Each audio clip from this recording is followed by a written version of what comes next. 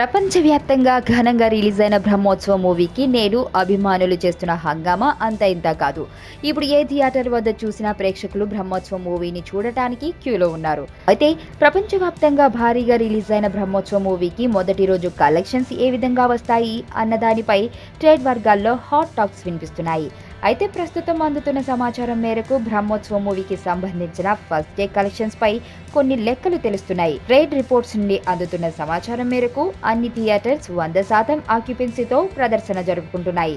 ఇక నైజాంలో మొదటి షోకి మాత్రం 90% ఆక్యుపెన్సీని మాత్రమే చూపించింది.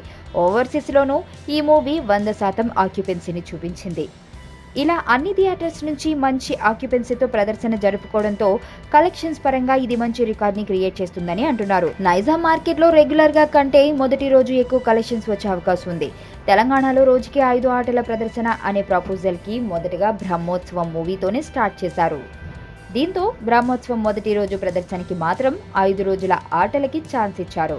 ఇక మార్కెట్కి సంబంధించి వివరాలకు వెళితే బ్రహ్మోత్సవం మూవీకి ప్రపంచవ్యాప్తంగా మొదటి రోజు కలెక్షన్స్ దాదాపు 20 నుండి 23 కోట్ల వరకు వచ్చే ఛాన్స్ ఉందని అంటున్నారు. ట్రేడ్ పండిట్స్ సైతం ఈ రేంజ్ కలెక్షన్స్ బ్రహ్మోత్సవం మూవీని మొదటి స్థానంలో నిలబెడతాయని చెబుతున్నారు.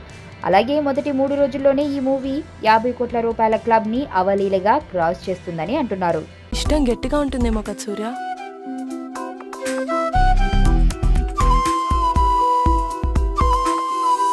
సరే నిజం చెప్పు, నేను ఇష్టమా మీ నాన్న ఇష్టమా? నానా